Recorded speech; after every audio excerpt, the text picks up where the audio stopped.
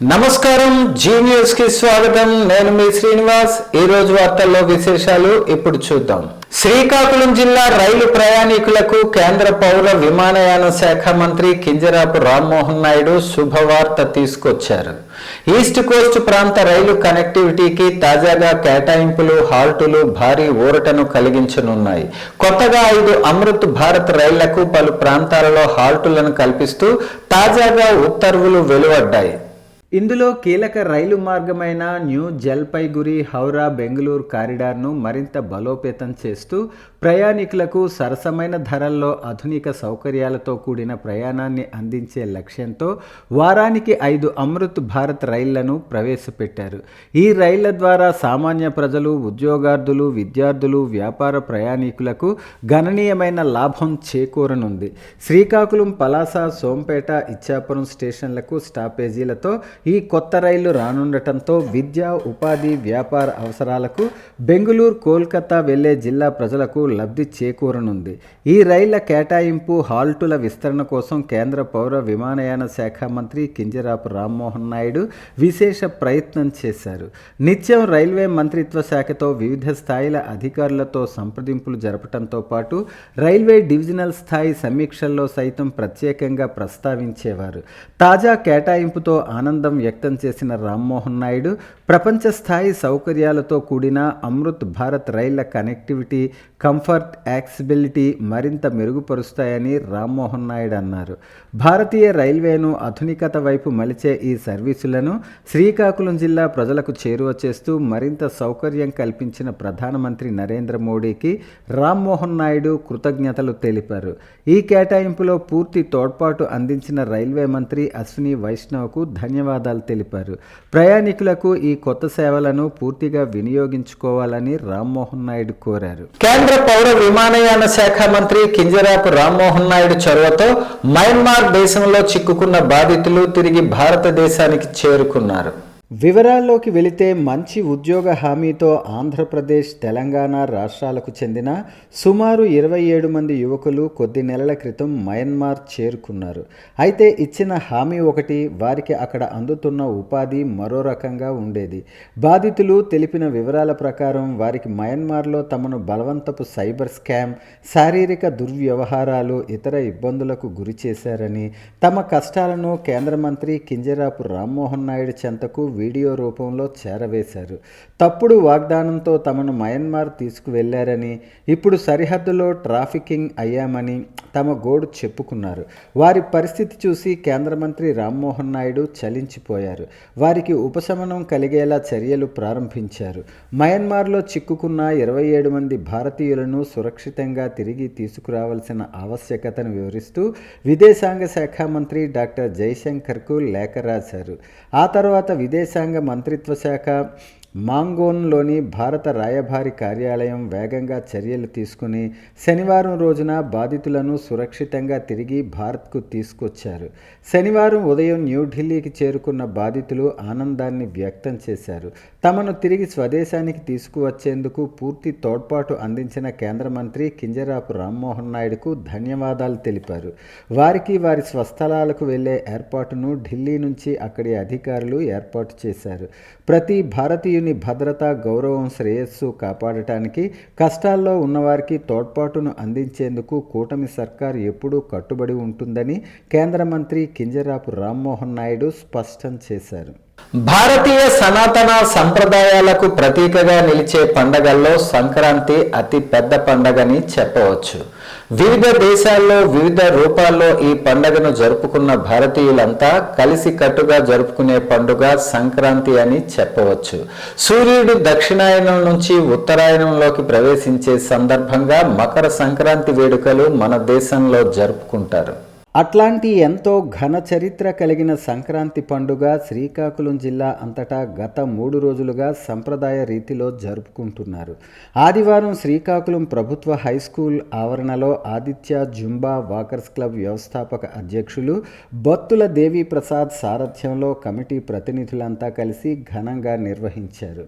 గ్రామీణ వాతావరణం ఉట్టిపడేలా సంప్రదాయ దుస్తులు ధరించి భోగి మంటలు వేసి చిన్నారులు, పెద్దలు ఉల్లాసంగా ఉత్సాహంగా సంప్రదాయ పద్ధతిలో డాన్సులు వేస్తూ సంక్రాంతి, భోగి, కనుమ, ముక్కనుమ పండగల ప్రాధాన్యత తెలియజేశారు. నేటి తరానికి సంక్రాంతి పండుగ ప్రాధాన్యత తెలియజేసేందుకు ఈ ముందస్తు పండుగ జరుపుకున్నామని నిర్వాహకులు చెబుతున్నారు. హరిదాసు కీర్తనలు, గంగిరెద్దుల సందడి, వయోభేదం లేకుండా పిల్లలు, పాపలు నృత్యాలు చేస్తూ సిక్కోలు తీరంలో ముందస్తు సంక్రాంతి పండుగ కొత్త శోభను తీసుకొచ్చారు. సిక్కోలు జిల్లా అంతటా వాడవాడలా ముగ్గుల పోటీలు ఏర్పాటు చేస్తూ సంక్రాంతి వైభవాన్ని చాటి చెబుతున్నారు. Aditya walking and zumba dance సభ్యులు దాక్షాయిని, భద్రం డెకరేషన్ చేశారు. ఈ వేడుకల్లో founder Battula Devi Prasad, president Kinthali Saikrishna, treasurer Borla Ramakrishna, vice president Panigrahi, Pandamokkala RK, Hanumanthu Srinu, Ankela Srinu, star walkers club వ్యవస్థాపక అధ్యక్షులు గేదెల ఇందిరాప్రసాద్ తదితరులు పాల్గొన్నారు. ప్రోగ్రాం నిర్వహించారండి. అసలు సంక్రాంతి అంటే ఏమిటి? ధనుసు రాశి నుంచి మకర రాశిలోకి సూర్యుడు ప్రవేశించిన దాన్ని మనం శుభప్రదంగా తీసుకొని సంక్రాంతి అంటాం. సో పాడి పంటలు మన ఇంటికి అందే వేళ రైతులు చాలా ఆనందంగా పడతారండి. ఈ పంటలన్నీ చేతికి రావడం వల్ల వాళ్ళు చాలా ఆనందపడతారు. దానికోసమే ఈ సంక్రాంతి చేస్తారు. ఆ మరుసటి ముందు భోగి మంటలతోటి ప్రారంభిస్తారు. తర్వాత సంక్రాంతి గొబ్బెమ్మలతో పంటలు అన్నీ పెట్టి చేస్తారండి. తర్వాత కనుమ రోజు పాడి పశువులకి పూజ చేసి ఆ పశువుల వల్లే మనం ఎంత అభివృద్ధి చెందుతాం కదండి. రైతు లేకపోతే మనం లేము. సో ఈ సనాతన ధర్మాన్ని తెలియపరచడానికి ఇలాంటి మేము అన్ని ప్రజల్లోకి అందివ్వాలని లెక్కలోనే ఇలాంటి కార్యక్రమాలన్నీ ఆదిత్య జొంబా వారు ఎప్పుడు మంచి కార్యక్రమాలకు ఎప్పుడు ముందుండే మన ఆదిత్య జొంబా టీంకి అందరికీ నా ధన్యవాదములండి. మన పెద్దవాళ్ళే చిన్నపిల్లలకు అర్థమయ్యే విధంగా భోగి అంటే ఏమిటి, పండగ అంటే ఏమిటి, కనుమ అంటే ఏమిటి, అవన్నీ మన పిల్లలకి మనం నేర్పిస్తే భావితరాలకు అందరికీ అందినట్టు అవుతుంది. ఇప్పుడు పిల్లలకి ఏమీ ఇంచుమించుగా సంక్రాంతి అంటే ఒక ఫెస్టివల్లా అనిపిస్తుందండి. భోగి మంటలు ఎందుకు వేస్తాము, పండగ రోజు పెద్దలందరికీ ఎందుకు పండగ రోజే పెద్దలందరికీ ఎందుకు భోజనాలు పెడతాము అనే విషయాలన్నీ పిల్లలకి తెలుసుకుంటే రాబోయే తరాలకి మన భారతదేశంలో అన్ని దేశాల కంటే మన భారతదేశంలో ఉన్నంత గౌరవప్రదమైన సంక్రాంతిని అన్ని దేశాలు మన దేశానికి సాంప్రదాయ విలువలకి అన్ని దేశాలు మన దేశ విలువలు చూస్తూ పెరుగుతూ ఉంటారు. భారతదేశంలో ఇంత గొప్ప అంత గొప్ప అని అందరి దేశాలు మన దేశం గురించే మాట్లాడుకుంటారు. ఎందువల్ల అనగా మన భారతదేశంలో ప్రతి సందర్భాన్ని సరదాగా సంతోషంతో కుటుంబంతో కలిపి చేసుకుంటాం. ఈ పండగకి మాత్రం ఎంత దూరంలో ఉన్న పిల్లలందరూ కలిసి ఒక ఇంటిలో చేరి అందరూ పెద్దలకి దండం పెట్టి అన్ని విధాల అందరికీ సిరి సంపదలు కష్టసుఖాలు అన్నీ తెలుసుకోవడంతో ఈ సంక్రాంతికి పెద్దలు ఇచ్చిన దీవెన సంక్రాంతికి సంవత్సరం మొత్తానికి ఒకరోజు కలుసుకునే అందరికి శుభప్రదమైన సన్నివేశం. పాతపట్నం నియోజకవర్గం ఎల్లంపేట మండలం పెద్దకోట గ్రామ పంచాయతీలో PACS అధ్యక్షులు కాగాన మన్మథరావు ఆధ్వర్యంలో ముందస్తు సంక్రాంతి సంబరాలలో భాగంగా మహిళలకు హరే రామ హరే కృష్ణ గ్రూప్ సభ్యులకు నగదు, పట్టు వస్త్రాలు మరియు చీరలు పంపిణీ కార్యక్రమంలో నియోజకవర్గ శాసనసభ్యులు మామిడి గోవిందరావు పాల్గొని పంపిణీ చేశారు. ఈ సందర్భంగా ఎమ్మెల్యే మాట్లాడుతూ సంక్రాంతి పండుగ సందర్భంగా మహిళలకు హరే రామ హరే కృష్ణ గ్రూప్ సభ్యులకు నగదు, పట్టు వస్త్రాలు అందించడం సంతోషంగా ఉందని తెలిపారు. పాతపట్నం నియోజకవర్గంలో సంక్రాంతి సంబరాలు జరుపుకోవటం పట్ల ప్రజలకు శుభాకాంక్షలు తెలిపారు. ఈ కార్యక్రమంలో మండల నాయకులు, గ్రామ పంచాయతీ సభ్యులు, హరే రామ హరే కృష్ణ గ్రూప్ సభ్యులు, మహిళలు పాల్గొన్నారు. కార్గో ఎయిర్పోర్టు ప్రతిపాదన రద్దు చేయాలని ఆదివారం కొత్తూరు మండలం అనకాపల్లిలో మా ఊరు మా భూములు కాపాడుకుంటామని ప్రతిజ్ఞ చేశారు. ఈ సందర్భంగా కార్గో ఎయిర్పోర్ట్ వ్యతిరేక పోరాట కమిటీ అధ్యక్షులు కొమర వాసు మాట్లాడుతూ జనవరి 7వ తేదీ నుంచి 13వ తేదీ వరకు అన్ని గ్రామాలలో మా ఊరు మా భూమి కాపాడుకుంటామంటూ ప్రతిజ్ఞ చేస్తామని అన్నారు. జనవరి 14వ తేదీన ప్రతిపాదిత కార్గో ఎయిర్పోర్ట్ పత్రాలను భోగి మంటల్లో వేస్తామని అన్నారు. ఈ కార్గో ఎయిర్పోర్టుకి వ్యతిరేకంగా జరిగిన తీర్మానంలో అధ్యక్షులు కొమర వాసు, పరశురాం, లోకనాథం, సుంకర రాజారావు, డబ్బీరు వసంతరావు, లైశెట్టి జోగారావు, అప్పికొండ, ప్రకాష్ గన్ని, కాంతారావు, సుంకర భాస్కర్రావు, సాయికుమార్, సుంకర భారతి, కోడ భానుమతి, కాళ్ళ లోలక్షి, కృష్ణవేణి, శోభ, పుష్పవతి, చీడిపల్లి శాంతమ్మ, యవ్వకుల జగదమ్మ, వనజాక్షి తదితరులు పాల్గొన్నారు.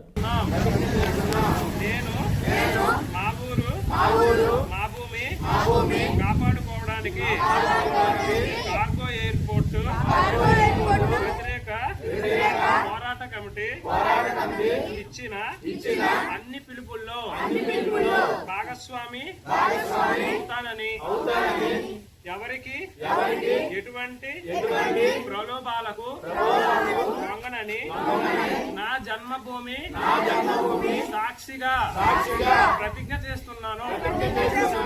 శ్రీకాకుళం జిల్లా ఇచ్చాపురం పరిధిలో గంజాయి అక్రమ రవాణాపై పోలీసులు కఠిన చర్యలు చేపట్టి 2 వేర్వేరు ఘటనల్లో నిందితులను అరెస్టు చేసి గంజాయిని స్వాధీనం చేసుకున్నారు.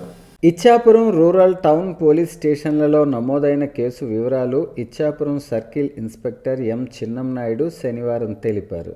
శనివారం మధ్యాహ్నం 12 గంటల సమయంలో ఇచ్చాపురం మండలం M Toturu junction railway crossing gate సమీపంలో గంజాయితో తరలిస్తున్న 3 నిందితులను Ichchapuram rural police SI R Janardhan Rao arrest చేయటం జరిగిందన్నారు.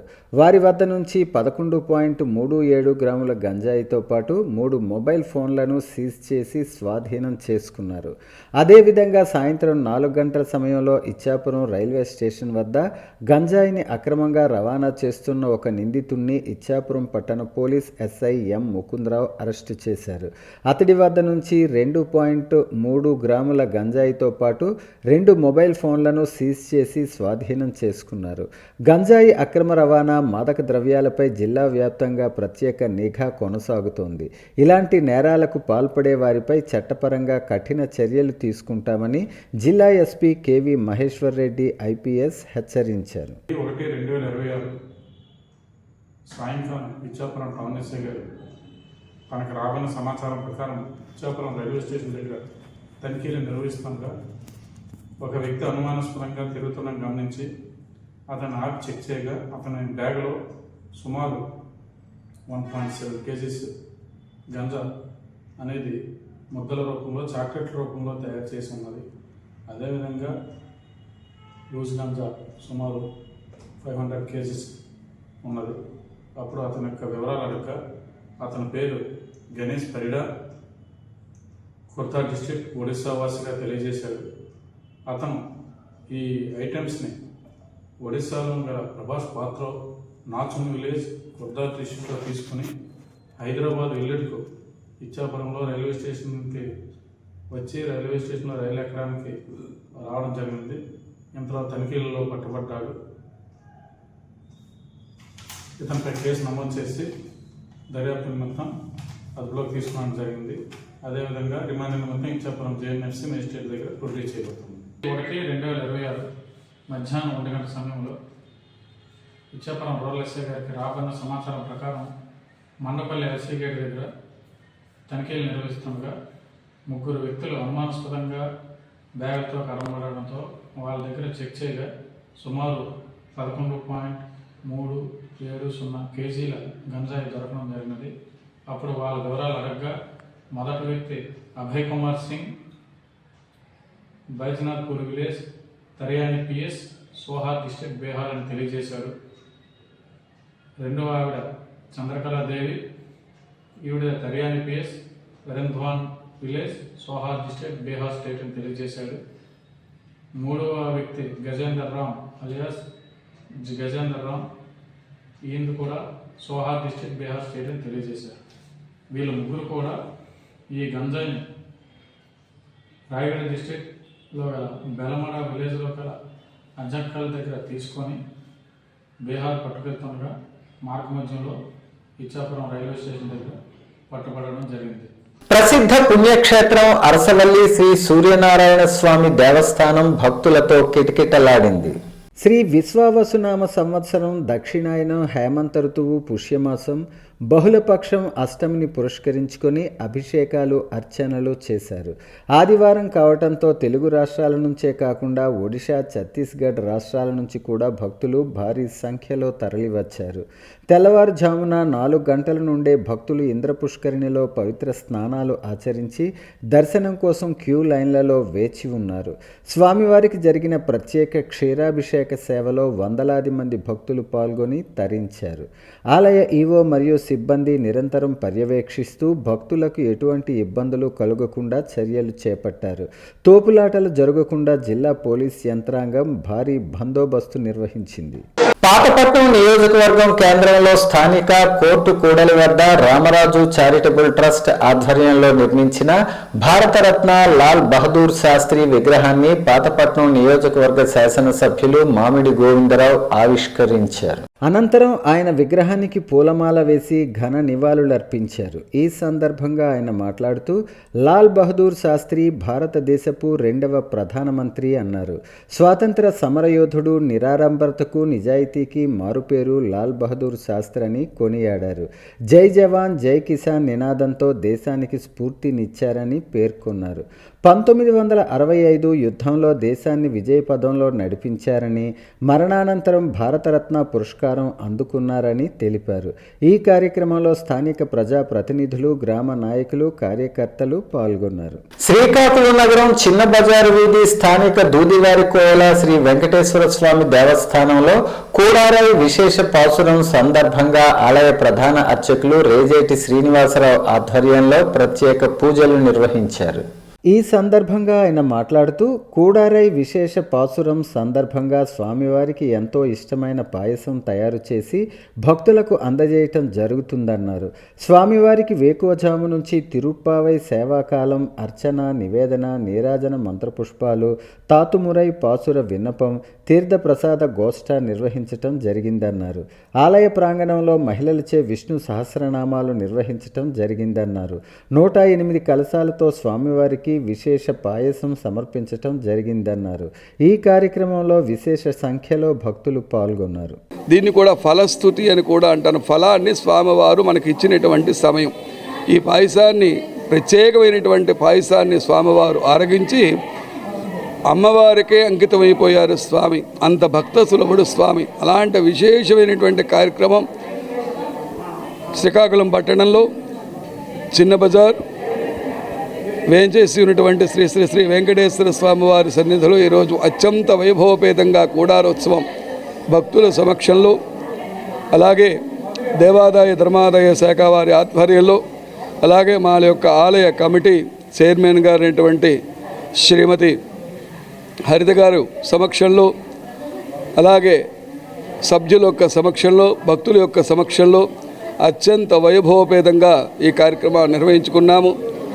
ఆ యొక్క స్వామివారి ప్రసాదం స్వామివారికి నివేదించి, అలాగే భక్తులందరం కూడా అత్యంత మధురాతి మధురంగా స్వామివారిని అనుభవిస్తూ ఈ ప్రసాదాన్ని స్వీకరించాము. మేమందరం కూడా ఈ యొక్క విశేషమైనటువంటి రోజు మనకి స్వామివారి అనుగ్రహం మనకు కలగాలని, స్వామివారు విశేషంగా ఈ పాయసాన్ని తిని భోగి రోజున అనగా వస్తున్నటువంటి 14వ తారీఖు ఉదయం 10 గంటలకు గోదారంగనాథ స్వామివారి కళ్యాణ మహోత్సవం జరుగుతుంది. ఈ ప్రసాదాన్ని, అమ్మ పెట్టిన ప్రసాదాన్నే స్వీకరించి స్వామివారు అమ్మవారిని వివాహం చేసుకున్నారు. అలాంటి విశేషం ఈ ప్రసాదం కాబట్టి ఈ ప్రసాదం చాలా విశేషమైనటువంటిది. కళ్యాణం అంతకన్నా విశేషమైనటువంటిది. ఈ కళ్యాణానికి ప్రతి ఒక్కరు కూడా విచ్చేసి కళ్యాణ మహోత్సవాన్ని కల్నారా తిలకించి తీర్థప్రసాదాలు స్వీకరించి తరించి కోరుతున్నాం. జై శ్రీమన్నారాయణ, జయ జయ శ్రీమన్నారాయణ. శ్రీకాకుళం రూరల్ మండలం అంపోలు పంచాయతీ పరిధి ఆడవారం దరి నుంచి లింగం చెరువు మీదుగా అంపోలు శివాలయం వరకు చేపట్టనున్న రహదారికి ముందుగా యంత్రాలతో చదును చేశారు. శ్రీకాకుళం ఎమ్మెల్యే గొండు శంకర్ స్థానిక అంపోలు పంచాయతీ తెలుగుదేశం పార్టీ సీనియర్ నాయకులు, రైతులు, గ్రామ పెద్దలు, నాయకులతో కలిసి కాలినడకన 2 కిలోమీటర్ల పైబడి నడిచి రహదారి నిర్మాణానికి అవసరమైన చర్యలను పరిశీలించారు. ఎక్కడెక్కడ కల్వర్ట్లు కట్టాలి, ఎక్కడ విస్తరించాలి తదితర క్షేత్రస్థాయిలో సమగ్రంగా పరిశీలించి అవసరమైన ప్రతిపాదనలు సిద్ధం చేసేందుకు చర్యలు చేపట్టనున్నట్లు పేర్కొన్నారు. ఈ రహదారి పూర్తయితే రైతులకు ఎంతో ఉపయోగకరంగా ఉంటుందని పేర్కొన్నారు. అంపోలు పంచాయతీ ప్రజలు, గ్రామ నాయకులు, రైతులు తదితరులు పాల్గొన్నారు. వార్తలు సమాప్తం. మళ్ళీ తర్వాత బులెటిన్లో కలుసుకుందాం. నమస్కారం.